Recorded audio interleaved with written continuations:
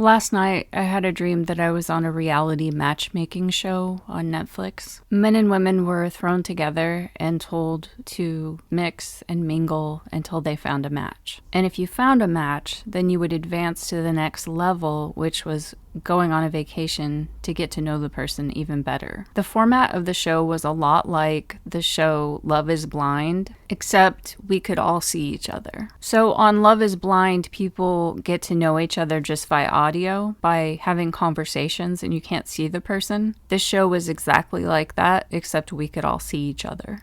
So the goal of the show is to find a match. So already there was an agenda built in. The way you advance is by finding a match. So all the participants had this preloaded objective to find a match and fall in love. And I was really skeptical of that because having a preloaded agenda would make it impossible to connect honestly and really get to know someone. The agenda would get in the way. You can't really have an honest connection with someone if you have a preconceived idea about what the final outcome should be. If you couldn't find a match, then you would be eliminated. So all of the participants were trying to latch on to someone and make them fit. And I didn't really care about the game or care about the TV show. I was there because I was lonely and I genuinely wanted to connect with someone. But then once I was there, I realized that the agenda of the game was going to get in the way of that. So I was really pretty cynical and skeptical of the whole thing. And I was the quiet, weird one, standing off to the side, being skeptical and observing the whole thing. And the showrunners were really frustrated with me. They wanted me to interact more and get into more drama with people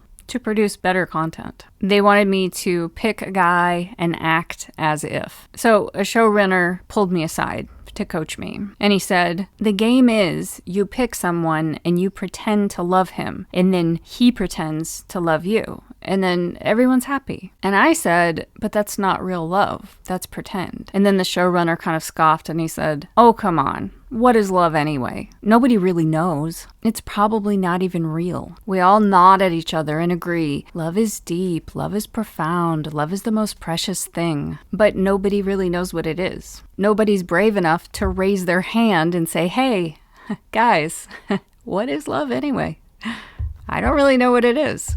Nobody's brave enough to do that because we've all socially agreed that love is a real thing and it's the best thing and we should all want it and we should all find it. So we agree to pretend for each other. That's the game. So just pick a guy and pretend and play the game. That's why you're on the show. So after the coaching from the showrunner, I looked around and there was one guy who wasn't partnered with anyone else. And I thought, he's okay. He was nerdy, kind of a science type, and I really liked that about him. So I thought, sure, I'll pick this one. So I flirted with him and he flirted back and we were doing it. We were doing the game. But the whole time I was aware of this agenda of trying to make him fit. And I was also increasingly more aware and more sure that I just wasn't attracted to him. He wasn't ugly. He was fine to look at and somebody would be attracted to him. Just I wasn't.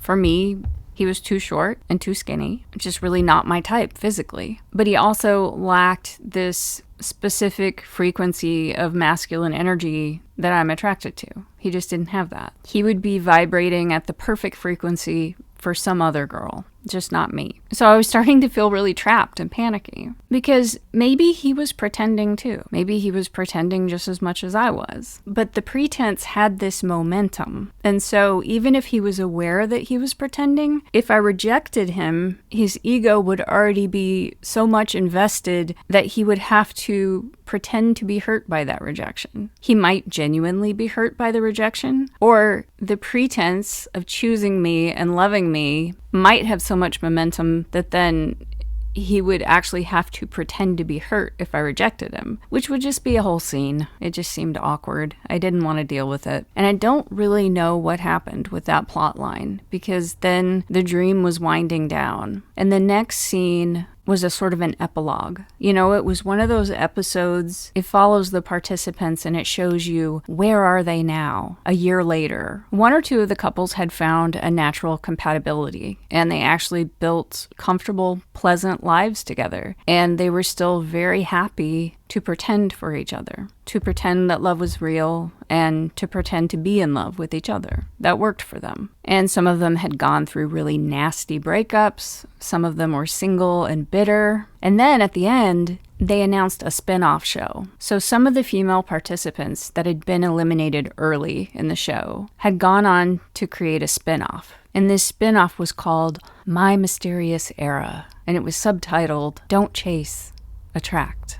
And the whole premise of that show and that game was for the women to pretend to be mysterious and disinterested in order to attract a mate. So on the first show, the one that I was on, the women were all dressed in really revealing, sexy, low-cut clothing. And they had all the big hair and the makeup and the fake eyelashes and really glammed up for TV, really with an emphasis on sexual characteristics and being sexy. But on My Mysterious Era, the women were dressed in really nice clothing that was also very modest and kind of eccentric and mysterious. But there was a lot of fabric, a lot of coverage, and it left the viewer wondering, what's underneath all that fabric? And these women were really beautiful and really mysterious, and they were intriguing. But even that approach was a strategy. Even in that show, there was also an agenda.